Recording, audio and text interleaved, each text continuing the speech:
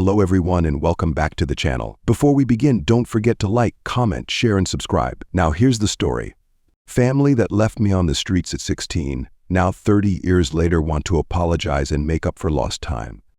Okay, as a mild lurker on Reddit, I thought I would share my story and newest development in my life after 30 years. Might be a bit long, but will do my very best to give you context without too much fluff. Hope this is the right sub. So I lost my mom when I was 12 to breast cancer, so that just left me and my dad. It was a tough time, but we got through it together. When I was 14, Dad met and married my stepmom Ashley, who brought with her my stepbrother Mark, 14, and stepsister Emily, 12. I got along with Ashley and Emily really well, but Mark, not so much so. He and I were always getting into arguments and fights. I was always told by my dad to give Mark a break because he's been the man of his house for a while. So this is all new. Like somehow it wasn't new to me.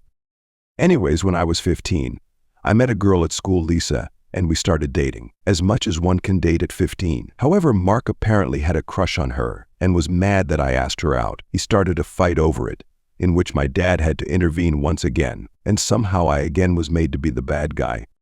One day after my 16th birthday, my stepmom was putting away my laundry and started yelling, which was awkward because my girlfriend Lisa was there. We all ran thinking the worst. When we got to my room, my stepmom was holding several pairs of my sister's underwear, yelling at me why they were in my drawer.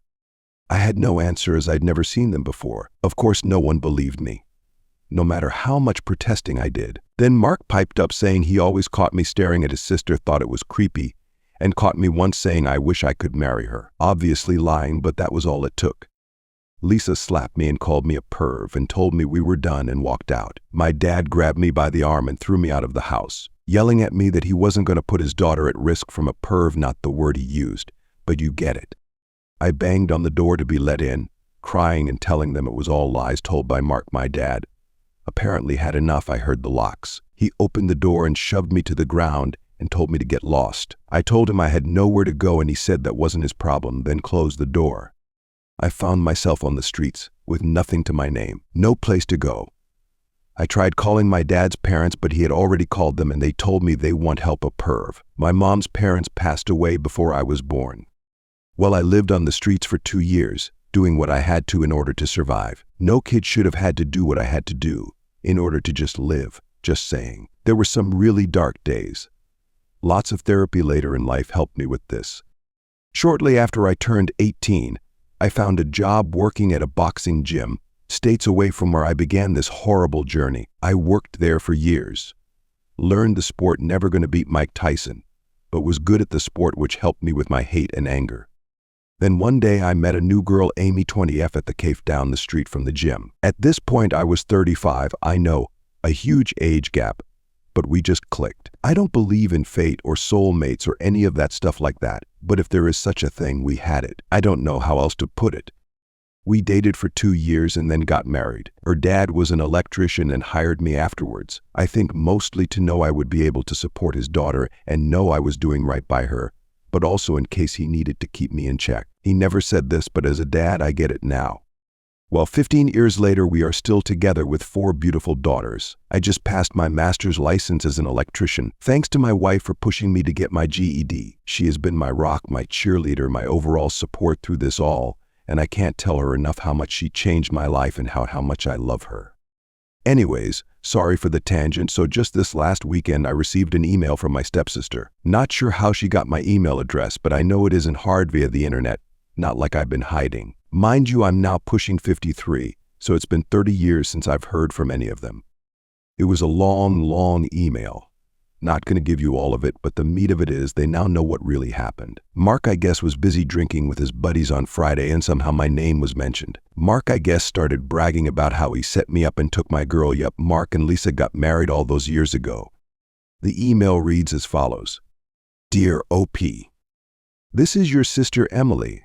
As I sit down to finally reach out to you after what feels like an eternity, I would like to explain why. I understand if you choose not to read this, but I truly hope you will take the time to at least hear me out.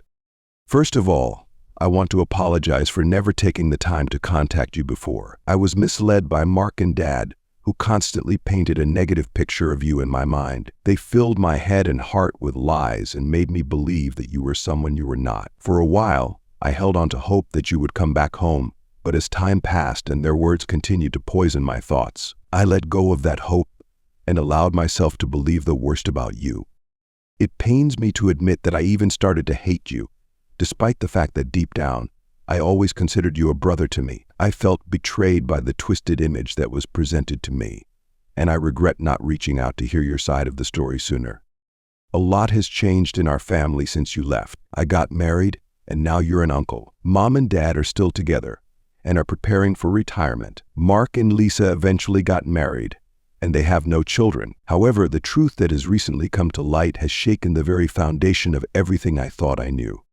On Friday, Lisa overheard Mark boasting about how he orchestrated the setup against you, how he manipulated the situation to make you look bad, and how he convinced us to turn against you to his friends as they all got drunk. They laughed about the pain he caused you and the lies he spread, all while belittling you in the cruelest and meanest ways possible, saying things like they hope you died in the streets.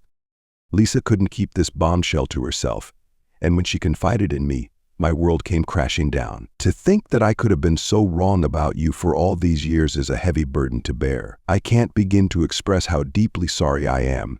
As is Lisa, we both realize now the extent of the manipulation and deceit that was carried out against you, and we are devastated by this fact. After sharing this revelation with Mom and Dad started crying, like really crying. I've never seen him cry before. I believe it because he has been carrying around a lot of guilt all these years. Obviously, now knowing the truth, he is now having to deal with the consequences of his actions. However, after several hours of talking, we all came to the conclusion that we needed to find you and make amends. I have spent hours trying to locate you in the hopes that I could reach out and extend a heartfelt apology for the years of misunderstanding and mistreatment in word. I know that words can never undo the damage that has been done to you, but I sincerely hope that you can find it in your heart to forgive us. We long to make amends, to start anew, and to maybe even make up for lost time. Please know that I am truly sorry for the pain and hurt that you have endured because of our ignorance and blindness. I hope that someday we can meet in person so that I can look you in the eye and express my remorse face to face. I can only hope that you will consider giving us a chance to right the wrongs of the past and to heal the wounds that have been inflicted on you by us. With all my love and sincerest apologies, your sister, Emily. End of email. My response. Dear Emily, I appreciate you taking the time to reach out to me, but I must be honest with you. The years of pain and hurt caused by the lies and manipulation by Mark and the betrayal by Dad have left deep scars that will never be truly healed. While I understand that you are now aware of the truth and are genuinely sorry for what has transpired, I find it difficult to simply forgive and forget.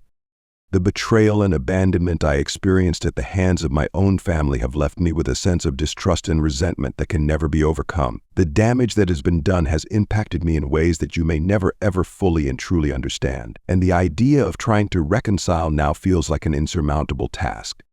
I have spent years in therapy trying to come to terms with the pain and deep trauma I endured, and I have worked hard to build a wonderful life for myself that does not rely on the presence or approval of those who turned their backs on me.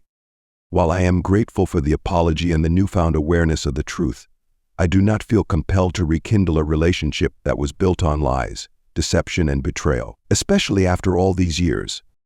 I have found peace and closure in distancing myself from those who caused me harm, and I do not see the need to reopen old wounds in the name of reconciliation. While I believe in the power of forgiveness, that isn't something I can give. I wish you all the best in your life, I really do, but I must prioritize my emotional health and self-preservation above all else. I hope you can respect my decision and understand that the wounds of the past will take a lifetime to heal. I would appreciate if you pass this fact on to the others, and please don't reach out again. I must look to my future and not my past. Sincerely, OP. They were all laughing, hoping I died on the streets, a bunch of rude and vile stuff. Guess he forgot Lisa was there, and she heard it all, so she called my stepsister to let her know, and so Emily spent all weekend trying to find me. Like I said, the email was long. Short of it is, they want to apologize face to face, although it was already said in the email multiple times, and want to make up for lost time. I'm indifferent to the idea.